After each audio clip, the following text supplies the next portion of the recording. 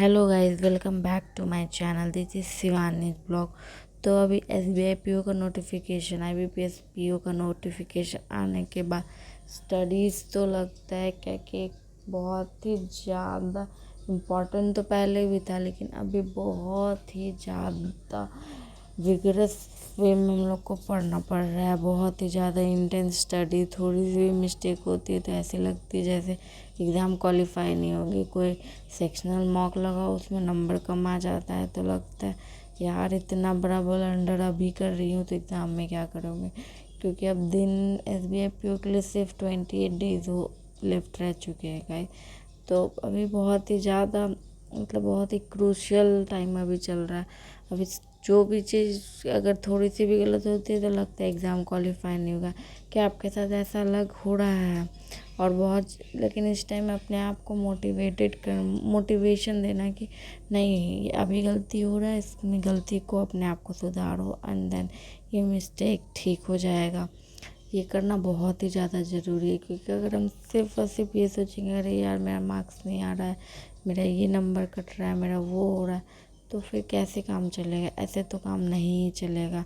हमको अपना फुल जितना हम प्रैक्टिस कर सकते हैं, माए चाहे मार्क्स कम आए चाहे जो। अभी गाइस आप लाइव मॉक, सेक्शनल मॉक, साथ ही साथ मेंस के भी एक मॉक ट्राई कीजिए कि लगा ले बीच बीच में, ताकि मेंस का भी आपका फोकस हटे ना। क्योंकि प्रीलिम्स तो अगर हो गया तो मेंस के लिए तो हमें जानना ही पड़ेगा। तो एटलीस्ट थोड़ा मेंस का भी एक सप्ताह में एक ही मॉक बट मेंस का लगाएं। एंड प्रीलिम्स तो है ही इम्पोर्टेंट। अभी प्रीलिम्स ही हो। अभी टाइम ना जाने कितना फास्ट निकल रहा है। 6 मंथ पहले ऐसा लगता था मुझे कि अरे हो जाएगा, मैं भी 6 मंथ है बट वो 6 मंथ कब निकल गया पता ही नहीं चला। और अब को लगता है अभी 28 डेज भी कब निकल जाएगा पता नहीं चलेगा। तो बहुत ही ज़्यादा सोच समझ कर टाइम को यूटिलाइज़ करना। लाइफ में गाइस और भी अलग अलग प्रॉब्लम्स होती है तो उन पे भी फोकस जाता है, बट उनको अभी बहुत ज़्यादा छोड़ना पड़ता है। बहुत सारी चीज़ें होती हैं, आपके भी लाइफ में होंगी, मेरे भी लाइफ में। तो उनको अभी जितनी भी लाइफ की चीज़ें उनको छोड़कर अपने स्टडीज़ पे फुल फोकस करना, ताकि इस बार हम लोग तो क्वालिफाई करे ही करे। एटलीस्ट अपने पेरेंट्स को प्राउड तो फील कराएंगे और हम प्राउड फील कराएंगे। तो गाइज़ मैंने आपको कल कहा था कि मैंने एसबीआई पीओ का प्रीलिम्स का मॉक लगाया था, तो उसका ही मॉक का मार्क्स मैं आज आपको अपने दिखाऊंगी। मेरे मार्क्स बहुत अच्छे नहीं आए। इसका रीज़न मैं आपको जब मैं मॉक को आपको ओपन करके दिखाऊंगी तो मैं आपको इसका रीज़न बताऊंगी कि मेरे मार्क्स इतने कम क्यों आए। मेरे अटेम्प्ट्स बहुत ही कम हो गए कि उसका रीज़न भी मैंने बताया। तो जो मैंने मिस्टेक किया वो आप मिस्टेक ना करें, इसलिए मैं आपको वो मॉक का फुल एनालिसिस आपको दिखाऊंगी कि मैंने क्या गलती कर दिया है जो आपको गलती नहीं करनी है आपको। अब मैं आपको डायरेक्ट स्क्रीन पे मिलती हूँ, चलते हैं स्क्रीन पे। जैसा कि मैंने कहा था कि मैं स्क्रीन पे आ रही हूँ, तो स्क्रीन पे मैं आ चुकी हूँ और यहाँ मैं आपको दिखाती हूँ कि मैंने एसबीआई पीओ का प्रीलिम्स का एग्ज़ाम निकाला उनका एग्ज़ाम दिया था, तो उसको मैं ओपन कर रही हूँ। तो एसबीआई पीओ का मैंने 2026 वाला दिया था, तो 1 2 3 मैंने दिया था। इस बार मैंने 4 वाला मॉक दिया था।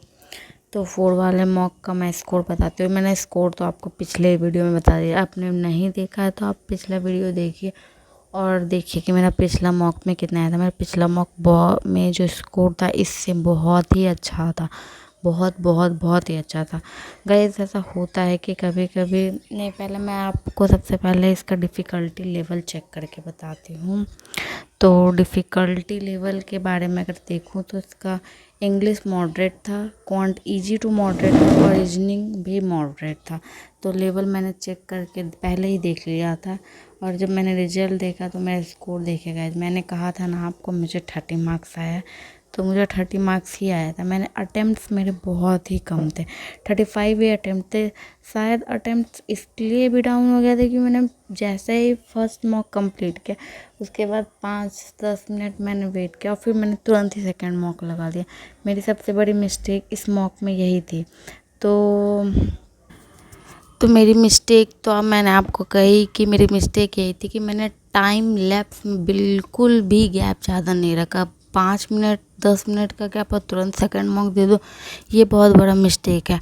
तो जैसे ही आप फर्स्ट मॉक अटेम्प्ट करें उसके बाद थोड़ा 1 घंटे आधे घंटे अप्रॉक्स आप थोड़ा वेट करें, ताकि आपका जो माइंड जो पहले मॉक को के अंदर था उससे थोड़ा निकल जाए।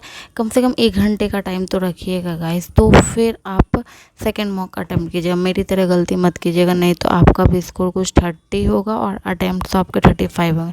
मैं आपको दिखाती हूँ कि मैंने क्या क्या मतलब क्या क्या किया था। मेरे परसेंटाइल तो बहुत ही अच्छे गाइस देख लिखते 8 मतलब एक्यूरेसी 89%, जो कि बहुत ही अच्छा था। मैं आपको इंग्लिश का अटेम्प्ट दिखाती हूँ गाइस, इतना गंदा अटेम्प्ट आज तक नहीं हुआ। 10 अटेम्प्ट किया जिसमें 7 करेक्ट और 3 इनकरेक्ट हुआ था। क्वांट में मैंने 17 अटेम्प्ट किए जिसमें 16 करेक्ट 1 इनकरेक्ट हो गया था। और रीजनिंग में मैंने सिर्फ और सिर्फ 8 अटेम्प्ट किए। इतने गंदे अटेम्प्ट मेरे सिर्फ और सिर्फ इसलिए हुए क्योंकि मैंने टाइम लैप्स में गैप नहीं रखा। मैंने सोचा मैं फर्स्ट मॉक अटेम्प्ट करूँगी, मेंस किया जैसा सोच लिया। बट मेंस और प्रीलिम्स में डिफरेंस होता है गाइस। मेंस भले ही 3 घंटे का हो, बट प्रीलिम्स में अगर आपका 1 घंटे का भी है तो उसके बाद आपको गैप रखना पड़ेगा, ताकि क्योंकि उस माइंड आपका उस क्वेश्चंस के अराउंड होगा, आपका माइंड दूसरी तरफ नहीं जा पाएगा, इसलिए थोड़ा गैप तो रखना ही पड़ेगा। तो मैं आपको अपना मिस्टेक दिखा देती हूँ फिर भी। इसका मैंने 3 मिस्टेक किया था। पहला वाला बहुत ही सिली मिस्टेक, जो कि हर बार मैं पिछले मॉक में भी की थी, इस मॉक में भी वही हुआ। सेम जो होता है वही हुआ, स्ट्रक्चर नॉन ऑफ दीज होता। तो ये आप क्वेश्चन देख लीजिए क्या मैंने गलती की है, आपको समझ में आ ही जाएगा। इस वाले में ये मैंने जानबूझ के नहीं किया था, बट ये गलती हुआ था। इसमें क्या करना था कि कौन सा करेक्ट है कौन सा नहीं, तो उसको हमको बताना था। तो मैंने तो बताने के बदले थोड़ा जोड़ने वाला था, तो इसमें मैंने थोड़ा टाइम दिया, बट मेरा गलती हो गया था। ये मैंने सोचा मेरा गलत सही हो जाएगा, तो इसका अल्टरनेटिव देना था।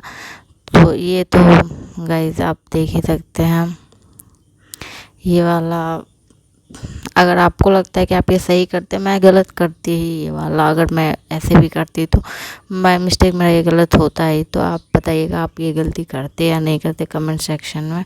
तो जब तक बताइए आप, मैं क्वांट में दिखाती हूँ। मैंने क्वांट में एक सिली मिस्टेक किया था, ये बहुत इजी था। बस 200 का जगह मैंने इफ़िशिएंसी उसको 100% कर दी थी, जिसकी वजह से मेरा गलत हो गया था।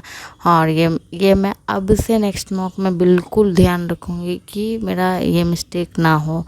तो ये तो होगा ही अभी, क्योंकि लोग कहते हैं कि रीजनिंग मेरा एक भी गलत नहीं हुआ था इस बार। जो भी किया अटेम्प्ट किया बिल्कुल 100% एक्यूरेसी के साथ, जिसका मुझे बहुत ही ज़्यादा खुशी है कि मैंने कोई भी गलती नहीं की। इसी बात ये है कि मॉक में स्कोर कैसा भी आए, आपका एक्यूरेसी बहुत ही ज़्यादा मैटर करता है, जो कि मेरा 89% इसमें भी है। हाँ मेरा अटेम्प्ट्स कम है, बट कोई बात नहीं, पिछले मॉक में अच्छा हुआ था, फिर कुछ मॉक में ख़राब होगा, वो तो चलता रहेगा। बट द फैक्ट इट कि जो भी मैं क्वेश्चन अटेम्प्ट करूँ कम से कम गलत करूँ और ज़्यादा से ज़्यादा स्कोर करूँ। अभी 28 डेज लेफ्ट है, जो भी मेरा मिस्टेक है मैं उसे पे वर्क करूँगी। और आप भी कमेंट में बताइएगा कि मुझे गलती कहाँ कर रही हूँ, और ये जो इंग्लिश के सिली मिस्टेक्स है उसको मैं कैसे अवॉइड करूँ। तो बस ये सब आप मुझे बताइएगा, मैं भी उस पर अपना एनालिसिस वगैरह कर रही हूँ, किस तरह से मैं उसका 0% पे लेके आऊँ। 0% पे लेके आना ही पड़ेगा गाइस, तो बस उसी पे वर्क कर रही हूँ। And that's for it for today's video guys. If you like comment subscribe and follow for more. मैं इसी तरह की स्ट्रैटेजी अपना जो अटैम्प्ट वगैरह आपको बताते रहेंगे। आप भी अपना अटैम्प्ट्स और अपना स्कोर बताइए कमेंट सेक्शन पे। Thanks for watching, bye.